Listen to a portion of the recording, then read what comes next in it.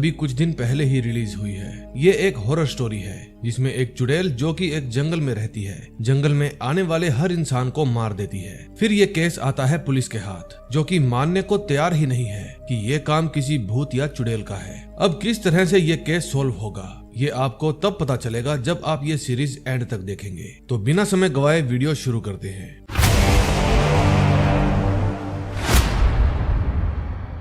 ये कहानी है थाइनकाडु जंगल की, जो कि कोयम्बटूर से 50 किलोमीटर की दूरी पर है। आज से 20 साल पहले यहाँ एक छोटा सा गांव बसा करता था। सब लोग एक दूसरे से मिलकर रहा करते थे।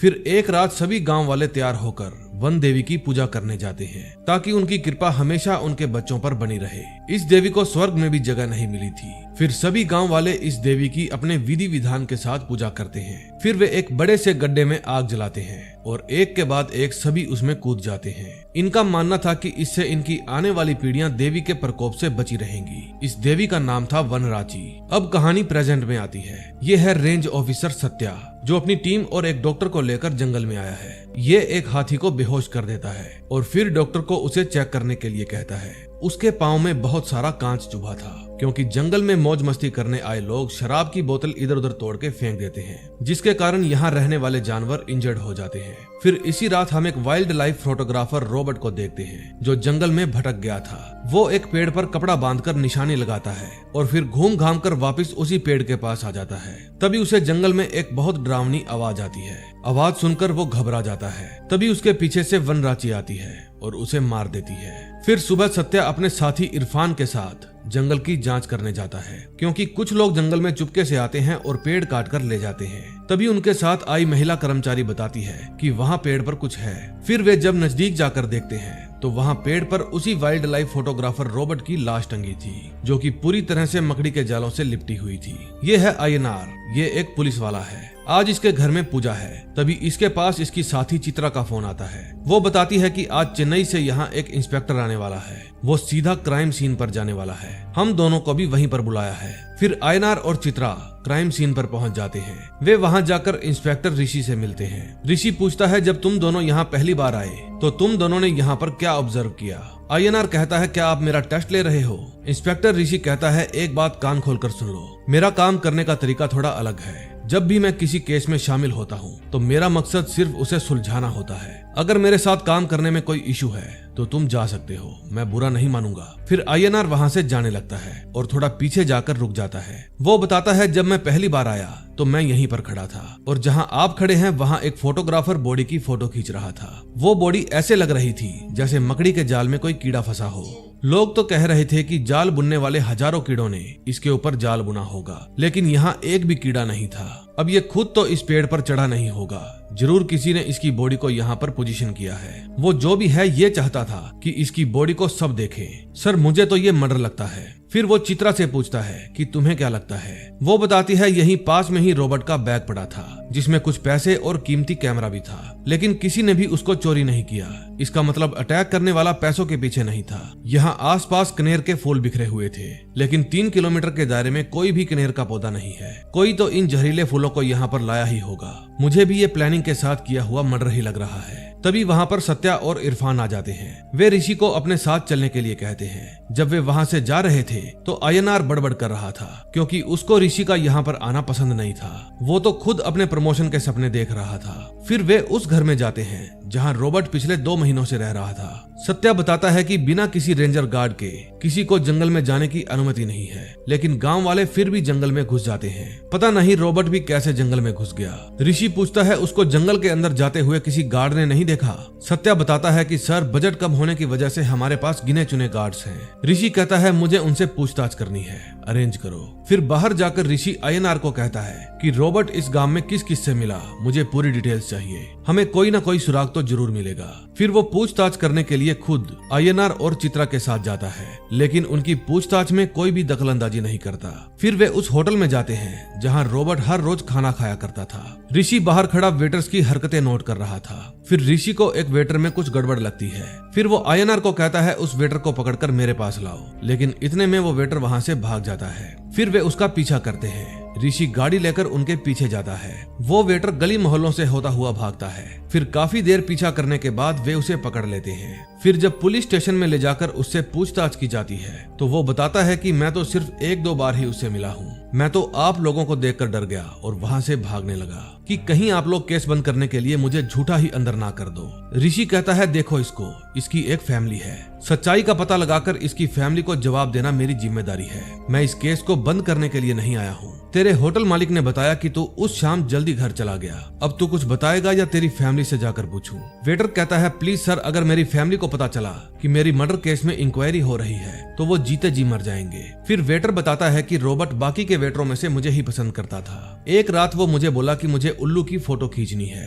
तू मेरे साथ चल। फिर फोटो के चक्कर में वे जंगल के और अंदर जाने लगे। मैं बहुत डर गया और उनको भी समझाने की कोशिश की, लेकिन वो माने ही नहीं। फिर वहाँ एक बहुत ही अजीब सी आवाज आने लगी। रॉबर्ट सर आवाज का पीछा करते हुए अंदर जाने लगे। मैं भी जब उनके पीछे जाने लगा तो मैंने वनराची को देखा। वो जंगल की आत्मा है जिसके सिर पर बहुत सारे सींग होते हैं। उसका चेहरा बहुत ही भयानक था और वो पेड़ों पर बैठकर मुझे ही घूर रही थी। फिर मैं तो अपनी जान बचाकर वहां से भाग आया, लेकिन बेचारे रॉबर्ट सर वहीं मारे गए।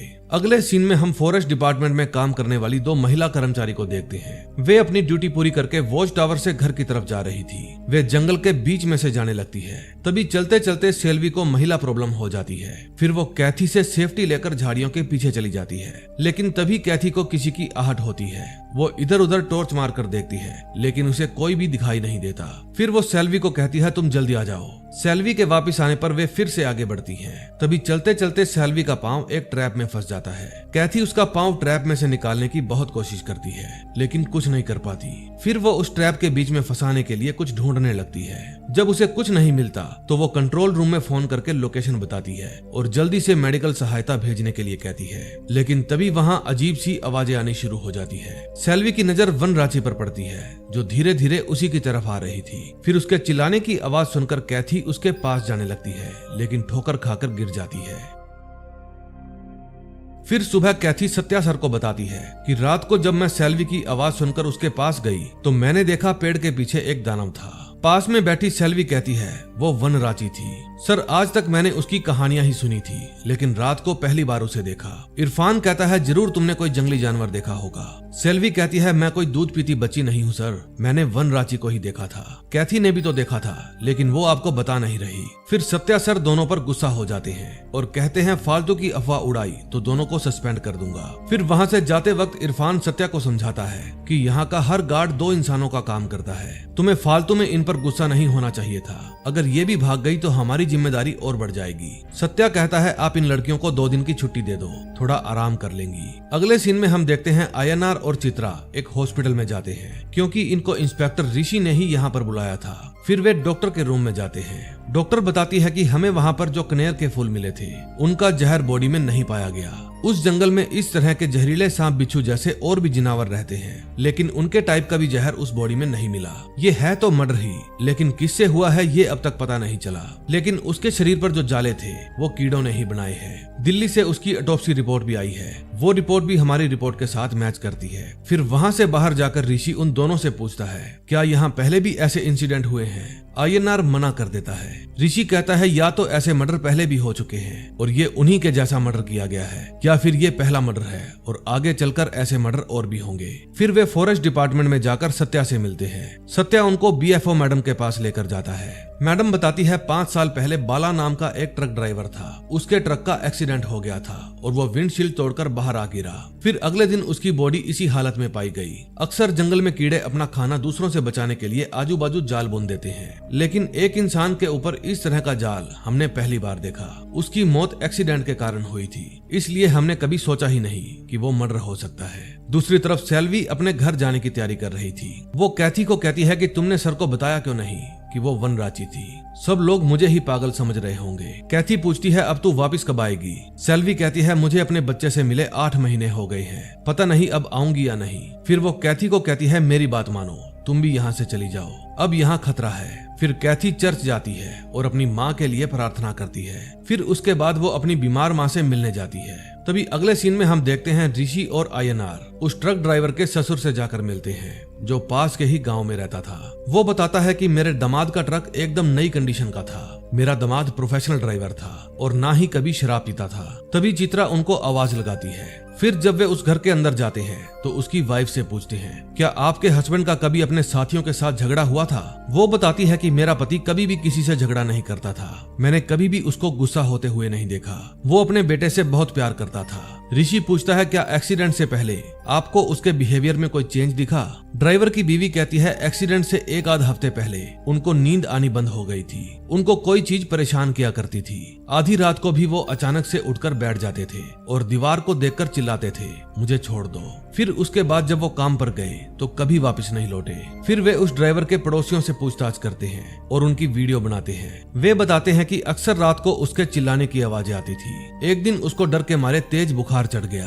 फिर मैं ही उसको हॉस्पिटल लेकर गया। उसके साथी बताते हैं कि मरने से कुछ दिन पहले उसने हमें कहा था कि उसने लाल साड़ी पहने किसी औरत को सड़क के किनारे खड़े देखा। वो अक्सर कहा करता था कि वो जंगल की आत्मा उसे हर जगह दिखती है, लेकिन हमने उसकी बात को मजाक में उड़ा दिया। फिर वे टीवी पर एक प्रोफेसर की वीडियो देखते हैं जो बताते हैं कि पृथ्वी पर इस तरह के जीव जंतु भी रहते हैं जो प्रेत और शैतान जैसे होते हैं। वे इंसानों को नष्ट कर देते हैं। वनराची भी उनमें से एक है। वो वन की रक्षा करती है, इसीलिए उसका नाम वनराची पड़ा, मतलब वन की रक्षा करने वाली। फिर रात को जब इंस्पेक्टर ऋषि अपने घर में था तो अचानक से उसका सिर चकराने लगता है। फिर वो दूसरे रूम में जाकर अपनी दवा लेता है, लेकिन दवा की बोतल खाली थी। फिर उसके कानों में भी किसी की आवाज गूंजने लगती है। फिर जब वो दीवार के पास बैठ जाता है तो उसे सामने किसी औरत की आत्मा दिखाई देती है। अगले सीन में हम एकाम्बरम नाम के एक कॉन्ट्रैक्टर को देखते हैं। वो जब अपनी कंस्ट्रक्शन साइट पर जाता है तो अपने एक वर्कर से पूछता है कि आज मजदूर इतने कम क्यों हैं? वो बताता है कि जब से यहाँ उस फोटोग्राफर की मौत हुई है कोई भी वर्कर इस जंगल में काम करने को तैयार ही नहीं है। फिर एकाम्बरम कहता है, अब मुझे ही दूसरी स्टेट में जाकर वर्कर लाने पड़ेंगे। तभी रात को संगीता नाम की एक प्रेग्नेंट औरत एक लड़की के साथ उस जंगल के बीच में से अपने घर जा रही थी। फिर वहाँ एक घर के बाहर बैठी बुढ़िया उसको आवाज लगाती है और कहती है, तुम पेट से हो तो इतनी रात को जंगल में क्यों घूम रही हो? संगीता कहती है कि मैं चेकअप कराने के लिए डॉक्टर के पास गई थी। बुढ़िया कहती है, जल्दी से घर जाओ, तुम्हारे पास लोहे की कोई नुकीली चीज तो होगी। संगीता कहती है, नहीं, पर क्यों? बुढ़िया कहती है, अगर वनराची ने तुम्हारे बेटे को सूंघ लिया तो वो उसे लेने के लिए तुम्हारे घर तक आ जाएगी। फिर संगीता के साथ वाली लड़की कहती है, आप उनकी बातें मत सुनो आंटी, आओ घर चलते हैं। फिर पीछे से बुढ़िया आवाज लगाती है कि अगर कोई लोहे की चीज मिल जाए तो उसे हाथ में रख लेना, फिर वो तुम्हें कुछ नहीं कहेगी। फिर संगीता उस लड़की को उसके घर छोड़ देती है। लड़की की माँ संगीता को कहती है, संभल कर जाना।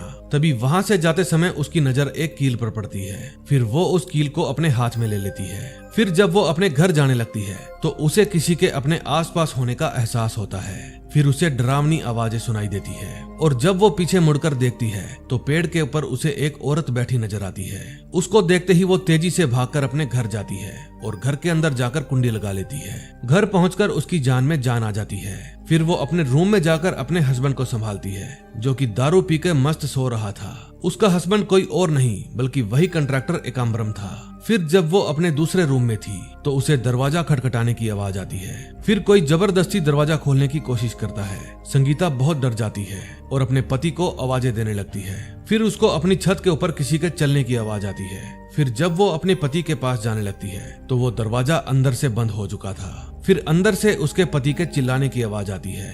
जब संगीता दरवाजा तोड़कर अंदर जाती है तो देखती है उस रूम के अंदर उसका हस्बैंड था ही नहीं। उसको तो वनराची छत तोड़कर उठा कर ले गई थी और ये सीन देखकर संगीता बेहोश हो जाती है।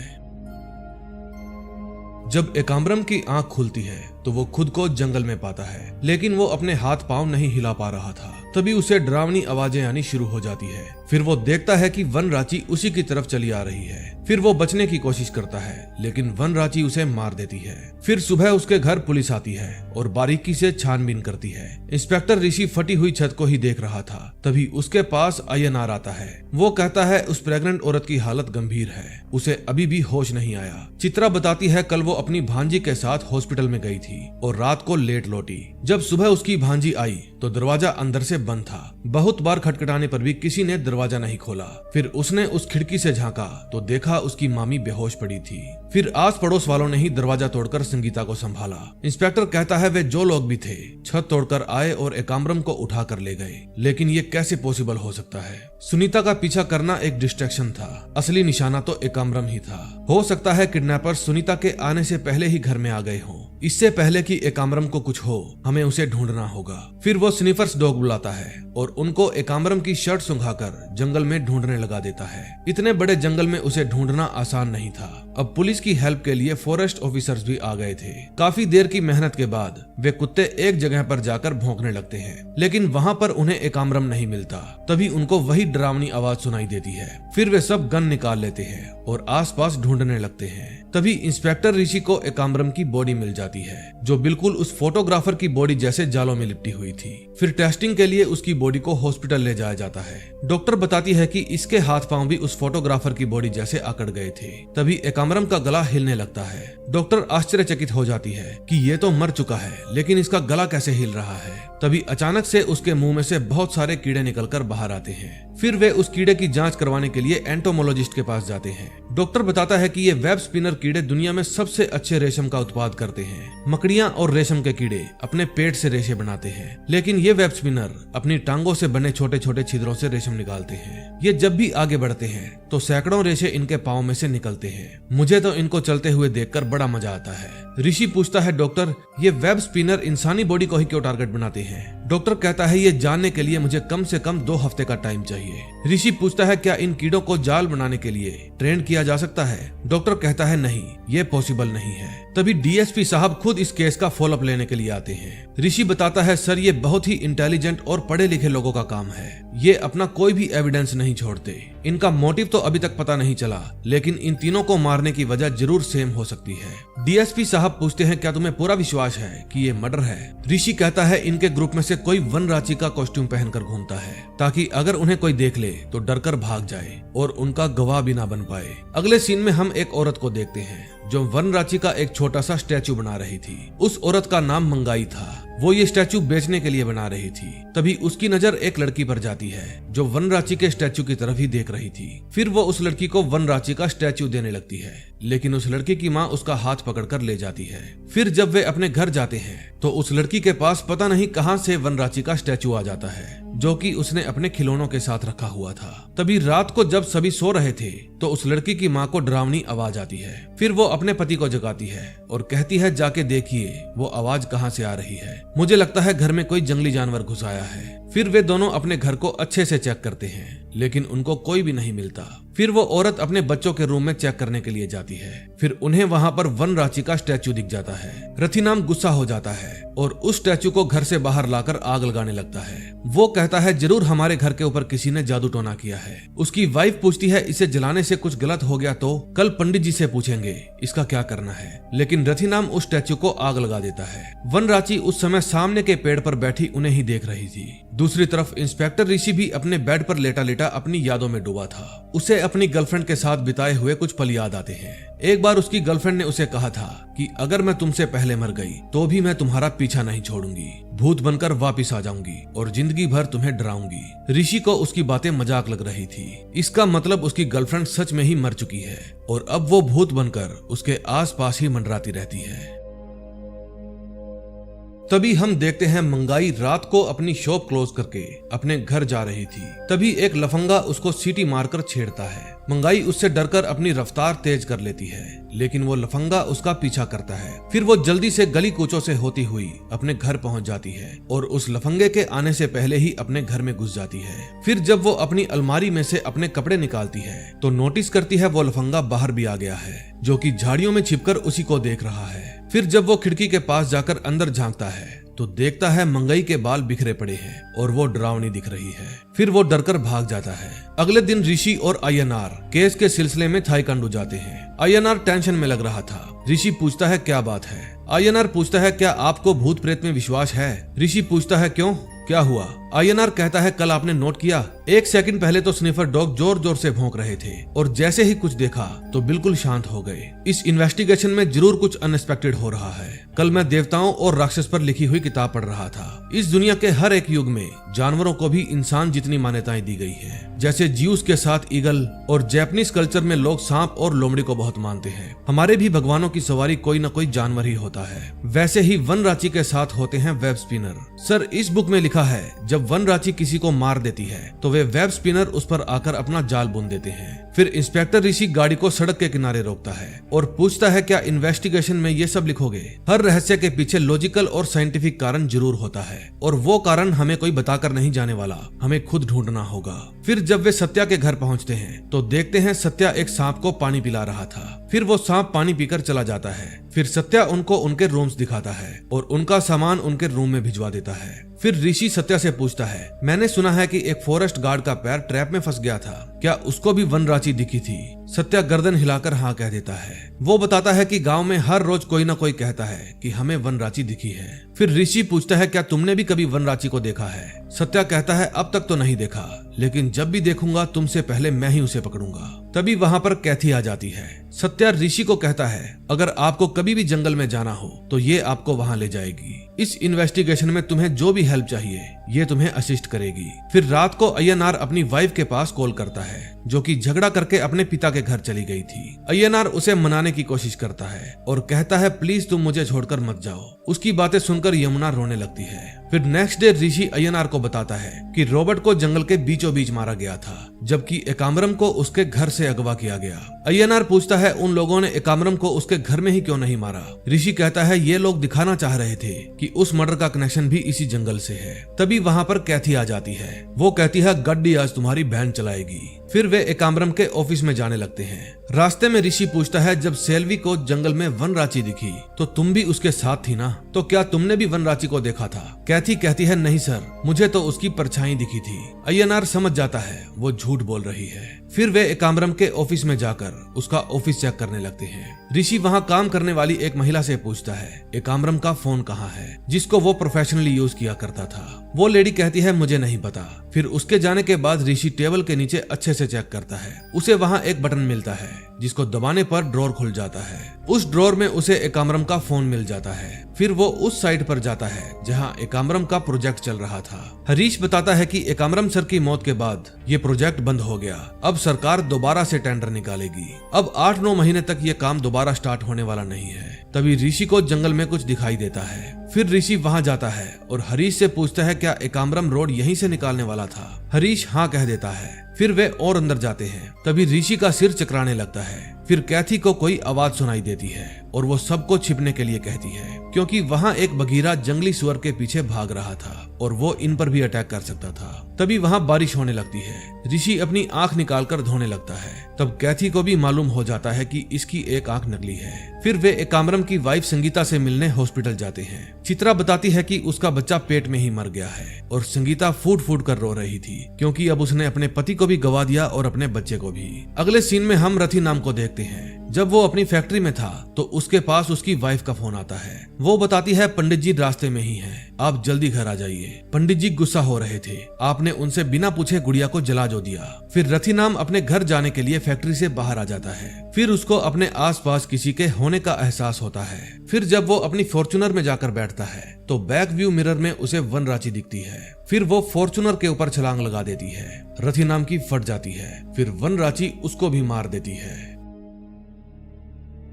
अगले दिन सुबह सत्या अपने घर से बाहर आता है और चिड़ियों के लिए बनाए हुए घोंसले में दाना डालता है। फिर वो एक बेंच पर बैठ जाता है और नीला नाम की चिड़ी को आवाज लगाता है। वो हर रोज उसको अपने पास बिठाकर दाना खिलाता था। फिर वो अपनी टीम के साथ जंगल में जाता है, क्योंकि कुछ लोग यहाँ चुपके से आते हैं और जानवरों को उठा कर ले जाते हैं। सत्या कहता है, इरफान भाई, उन लोगों ने यहाँ पर ट्रैप लगाए हुए हैं, इसका मतलब वे लोग यहाँ आसपास में ही रहते हैं। तभी हम इसी जंगल में कुछ तस्करों को देखते हैं जिन्होंने हाथी दांत पाने के लिए एक हाथी को मारा हुआ था। तभी उनका एक आदमी आकर बताता है कि फॉरेस्ट डिपार्टमेंट वाले हमसे सिर्फ 5 किलोमीटर दूर हैं, वे कभी भी यहाँ पहुँच सकते हैं। फिर वे तस्कर अपना सारा सामान समेटकर वहाँ से चले जाते हैं। तभी पुलिस वालों को रथी नाम की भी बॉडी मिल जाती है। वो पेड़ पर जालों में उल्टी लटकी हुई थी। उसको देखने यहाँ लोगों की भीड़ जमा हो गई थी। फिर कैथी उनको पीछे हटने के लिए कहती है। अय्यनार कहता है, पास में ही इनकी फैक्ट्री है, इनकी गाड़ी अभी भी वहीं पर पार्क है। ऋषि कहता है, इसकी गाड़ी अच्छे से चेक करो, शायद इस पर अटैक गाड़ी के अंदर ही हुआ है और बाद में इसे यहाँ पर लाया गया है। फिर इंस्पेक्टर ऋषि और अय्यनार रथी नाम के भाई थंगारासु से मिलने जाते हैं ताकि उससे पूछताछ कर सके। फिर थंगारासु अपनी भाभी को घर जाने के लिए कहता है, क्योंकि बच्चे घर पर अकेले थे।